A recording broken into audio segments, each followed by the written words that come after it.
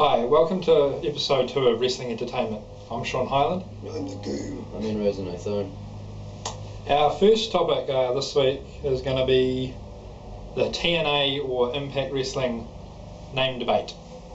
Right, so TNA Wrestling went to Impact Wrestling when the company was still apparently called TNA, but everything else, including their website's URL, was Impact Wrestling. And then some people say that it's TNA Impact, but no, it's not really because it's Impact Wrestling. But Sting's the one that said that. But you know, he's pretty behind with all the shit that goes on in the company.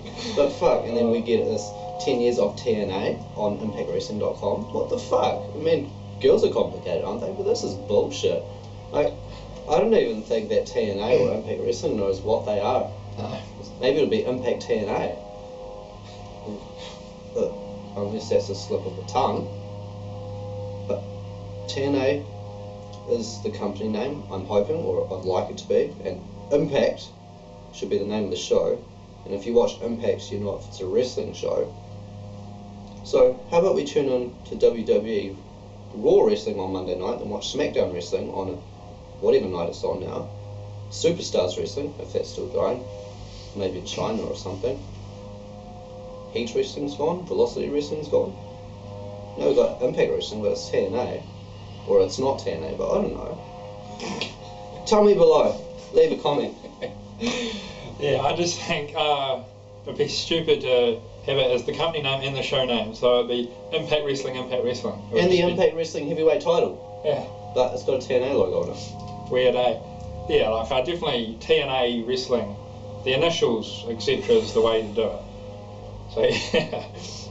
TNA in London, Impact Wrestling in London. Yeah. At least, right. At least it's not the Impact Wrestling of TNA zone. We'll just call it a theme park. Fuck! Yeah, well, London, I haven't seen it, mainly due to lack of interest. I don't even know what they advertise it as. Is it Impact Wrestling on Spike TV or Yeah. TNA Impact Spike? No, it couldn't be Impact anymore, that's gone. Oh. I'm allowed to say that. I have not watched the show due to lack of interest, and I don't think I'll ever see it because I'm not interested in the current product. The end. Yeah, I think the Impact in London was pretty good. It was like, Impact Wrestling in London. Was it? Wow. Yeah, Impact Wrestling in London was pretty good because you had like the bigger arena, a hot crowd. It made me reminisce like about the 90s about it. It had a quite good feel to it. And especially like, you can only do so much in the Impact Wrestling zone. TNA. Yeah. Shit. Yeah, and so I mean they do need to go on the road a lot more often, so it'll be good when they get to that point because it was fun to watch. One last thing, the Impact Wrestling World Tour shouldn't be TNA. Well, Dixie, send me a tweet, you twat. What is your company? Yeah, no one knows. Maybe it's called Explosion. Explosion Wrestling. Right. The next thing is Brock Lesnar's UFC retirement and the rumours of a WWE return. Well, I think Brock Lesnar's pretty about himself. I mean, he was going to go back to WWE in 2005, and I believe the main reason behind that was money or lack of it. So he wasn't earning much after leaving the WWE. Brock Lesnar set himself up pretty well in the UFC, and I don't see the point of him returning to WWE because of money. I think that the only reason these rumours were sparked was because something beneficial came up for him, and who wouldn't take up, like, it's pretty much free money for him, really. But I don't think there's anything behind those rumours. I don't think WWE is the place for Brock. I don't think Brock wants to go back to WWE. But he'll work with them, just not wrestle or talk to kids. Yeah, I thought it was good that they added him into the WWE 12 video game.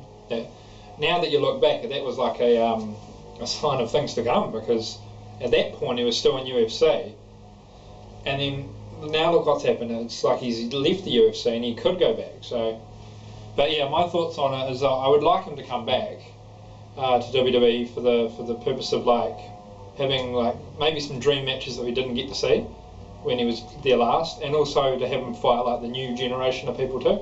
I think it'd be quite good, and it'd be good to see an F5 again. Yeah. Speaking of WWE returns, Rob Van Dam. RDV. Rob Van Dam. Rob Van Dam, the wrestler, as a name, pretty good. Rob Van Dam in 2012. A little bit lazy. Not that exciting to watch. I don't see RVD leaving TNA Impact Wrestling, Dixie Zone, Carter Land, because of money issues. It's pretty obvious that any former WWE superstar gets a pretty decent paycheck from the place, but I wouldn't blame him for leaving because of sheer stupidity going on within the company. I mean, a boss as stupid as Dixie Carter, I don't think anyone would be happy or be proud to say that they work for TNA Impact Wrestling Dixieland Zone. No. But as far as the WWE return goes for him, I think it'll be part-time at best. His slow style of wrestling will fit him perfectly there, which I won't be watching. But, no, I don't see it happening. Not for long anyways, if it does happen. Wait. At least we know for sure what that other company is called. In terms of RVD, I'm not actually bothered either way. Like, he's been okay in TNA Impact Wrestling, and Dixieland. And yeah, I mean, like, we get both of them on our TV screens, so as I said, I'm not bothered, but just to freshen it up, something new, like, I think it would be good to see him back in WWE. He hasn't been there properly since, like, 07, so it'll be quite good to see him back there. Same thing as Brock Lesnar, new generation versus old generation, will be quite good. Yeah, well, even though we get it on TV, I still don't watch it. Never mind. The Royal Rumble. Well, I only just watched the Royal Rumble match. I would never pay for a WWE pay-per-view. No. Well, not in the year 2012 or anything past 2004, I don't think. But the match itself was okay. I wouldn't say it was crap. I stayed awake, which is like a milestone when watching WWE. Trust me. Yep. Surprises were cool. It was good seeing Awesome Kong, Amazing Kong. Wikipedia that, you WWE freaks. You probably don't know what the hell I'm talking about. But the winner, I haven't seen much of Sheamus. He's pretty much a no-name to me.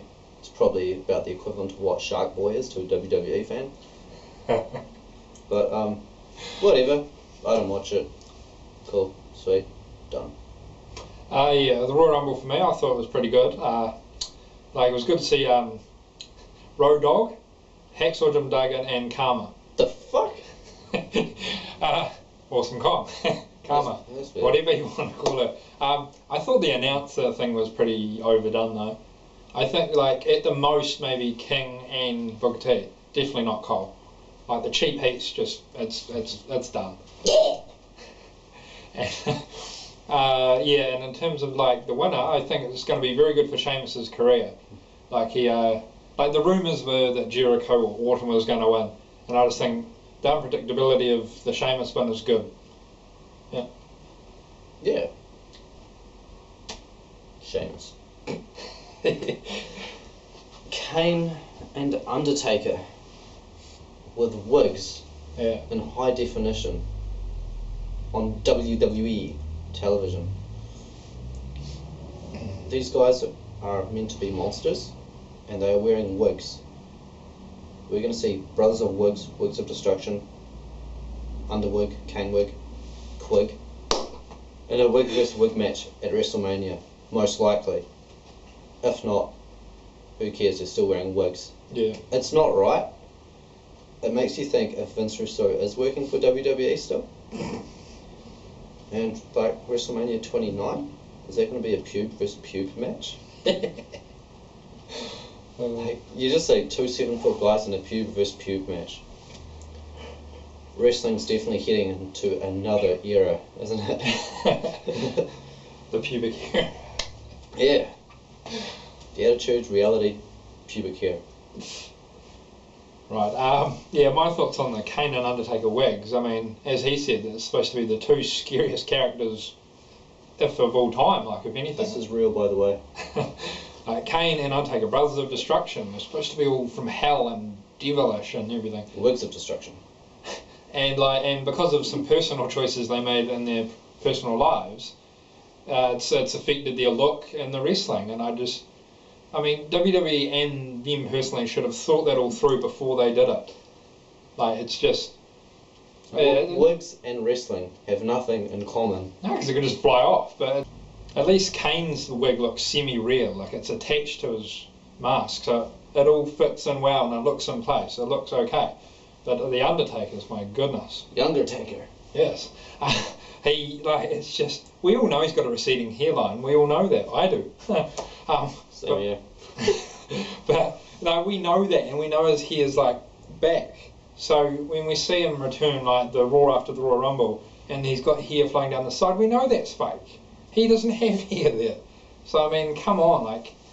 And the other thing with that is like, it's just you'd think if you're WWE, you're a mega company, you'd think you'd know better. World Wig Entertainment. See you at Wigamania. Yeah.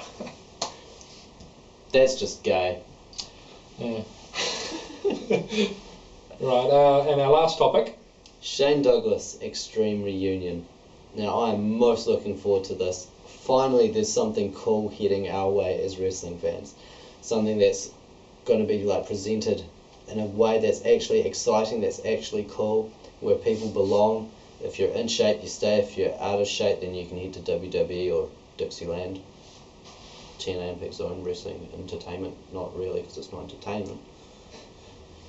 Let's stick to Extreme Reunion, because we know the name of that. Well, how interactive they've been with the fans. Like, even before the promotion gets off the ground, they've announcing talent, say left, right and centre. You're not missing many of the ECW names at all. RVD, which is not a huge loss in 2012. The Dudleys, which would have been awesome to see. But who knows? With RVD's contract coming up anyways, he might even be there, seeing the event is over 2 months away. They've sold half the floor out already, over 2.5 months before the event even takes place. That might even exceed TNA Wrestling's 2009 Bound for Glory pay-per-view. Sting, you really do draw, mate. In your hometown too. 800 tickets before your biggest event of the year.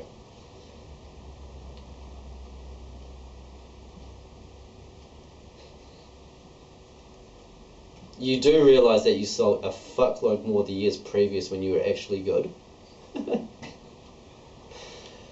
Never mind, but the names, the ticket sales for the event, the people behind it. I personally like Shane Douglas. I know the guy cops a lot of shit on the internet for making himself seem bigger than what he actually is. He did do a lot for the industry, and he definitely has a head. He's been behind some pretty successful events, Hardcore Homecoming, which he's talked about.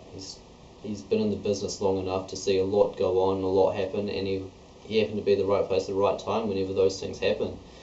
When looking back at ECW, like many other people say, it was the most fun run they've ever had in their career, and finally something might actually be coming back to like relive that legacy, to make something better even, who knows. But that's the one thing in the wrestling industry at the moment that I'm most looking forward to, and I hope good things come of this. So yeah.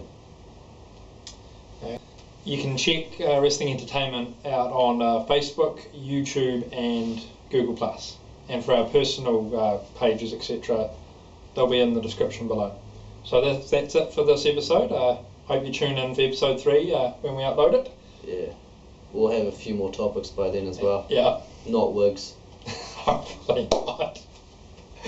Right, that's it. Thanks. See you later.